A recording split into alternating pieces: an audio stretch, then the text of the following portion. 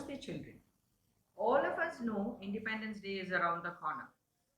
Today, I will be sharing stories of our freedom struggle, stories of those who brought freedom to us through their hardships, giving a lot of their time, giving their whole self for our freedom, which stories of which we can always remember with pride.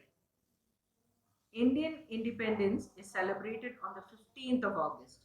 Independence is a celebration of a freedom that was got after a huge struggle in the year 1947. We celebrate this day with the Prime Minister hosting the national flag at the Red Fort in New Delhi, followed by the national anthem. India, being a rich country, especially in spices, attract many traders Afghans, Mughals, Dutch, Portuguese, and then the British. The traders began to establish their hold in India and slowly began to rule with their modern weapons and power. The first war of independence was by a group of sepoys in the year 1857. This spread over Oudh, Gwalior, Jhansi, and the wind carried the message of freedom into the hearts of each and every Indian who began to protest in some way or the other against the British.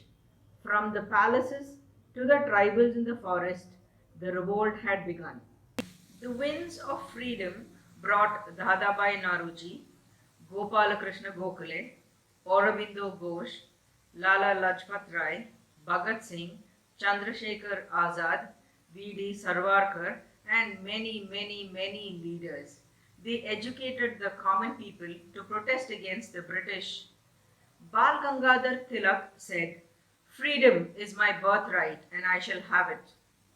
Tilak encouraged people to discourage the use of foreign goods and encourage the use of local goods.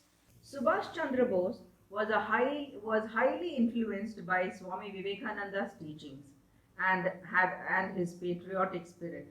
He formed the Indian National Army with 40,000 troops. He also led the Indian National Force from abroad against the Western powers during World War II. Bose was known in particular for his militant approach towards Indian independence.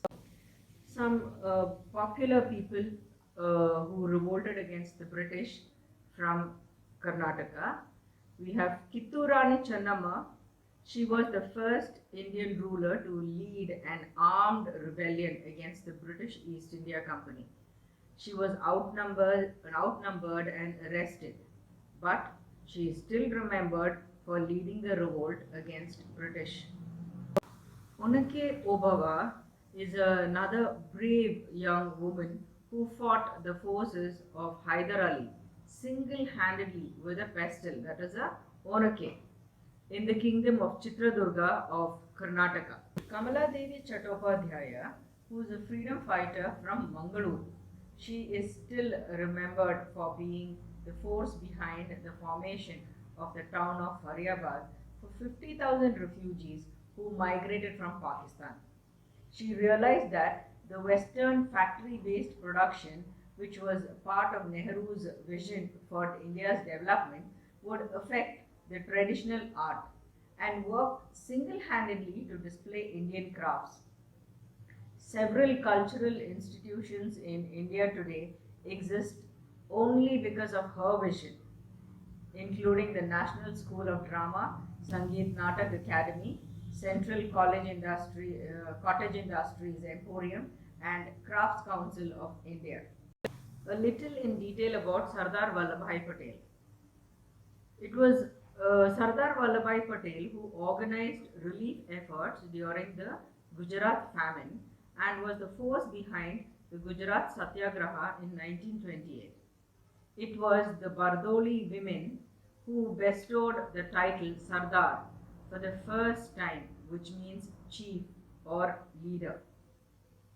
The Bardoli Satyagraha in Gujarat is considered a major episode during the revolt in the Indian independence movement. After suffering from years of floods and famine, The farmers of the region were facing grave financial difficulties. They appealed to the governor of Bombay, then Bombay, now it is called Mumbai, Bombay Presidency, to reduce their taxes, but were asked to pay 30% more instead of reducing the taxes. Being left with nothing to feed themselves and their family, the farmers now appealed to Vallabhbhai Patel to lead them to revolt. Prepared for the worst, the farmers of Bardoli, Taduka, stood united, led by Patel. As the villagers stopped paying their taxes, the British Raj declared that they will crush the revolt, sending in collectors to terrorize and forcibly seize property from the villagers. The government soon began to auction the lands and houses. But not a single man from Gujarat or anywhere else from across India came to buy the lands. When Indian members of the government in Bombay, that's Mumbai, and across India started resigning office and expressed open support for the farmers, the Raj had no choice but to agree to the terms of the farmers. Not only were all the confiscated land restored, but all taxes were waived for the year, with the 30% increase in taxes pushed further by another 2 years. So again, there was no sudden increase of the 30% taxes, and the present taxes were also waived out. There were many who used to think that a diverse country like India can never remain united. It will fall apart, is what they thought. But Sardar Vallabhbhai Patel showed how it is done. We should learn how to grow from strength to strength, how to always stay united. Sardar Patel achieved the great feat of uniting India after partition. From Kutch to Kohima, from Kashmir to Kanyakumari, Sardar Patel united the country with 565 princely states to agree to independent India. Sardar Vallabhbhai Patel is known as the Iron Man of India for achieving this feat of uniting the princely states. Sardar Vallabhbhai Patel's birthday is observed as Rashtriya Ekta Divas or National Unity Day every year. We, the present generation, may not understand the difficulties that people experienced during the British rule, but it's a proud moment for every Indian to celebrate her freedom, to read and hear about our freedom movement. Though the British quit India 74 years ago after suppressing our education system, our culture, and ways of life, yet our dharma rose to re-establish our culture, Shastriya Sangeeta and Nritya that identifies each and every state with its style, with its tradition, and with its culture. The very fact that even today our way of life is highly looked upon and followed by the Western countries make us stand well above them. A little in detail about our national flag. It was designed by Pingale Venkaiah. It was first presented in the year 1921 to Mahatma Gandhi. The National Anthem was composed by Rabindranath Tagore on the 11th of December 1911. Vande Mataram is a poem written in Sanskrit by Bankim Chandra Chatterjee in 1870, which he included in his Bengali novel Anand Mat in 1882. The poem was first sung by Rabindranath Tagore in 1896 session of the Indian National Congress.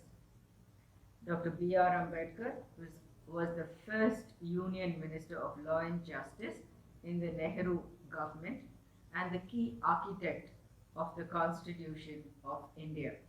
As we celebrate this Independence Day, let us understand that we are a rich country, known widely for our values, cultures, and tradition. Richness is not just about money.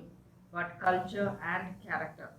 Like Swami Vivekananda, who was known not just a man who launched a revolution around the world, but a soul that enlightened the minds and conscience of many, once said while he was abroad that in India, tailors do not make gentlemen, but character makes a gentleman. Jai Hind.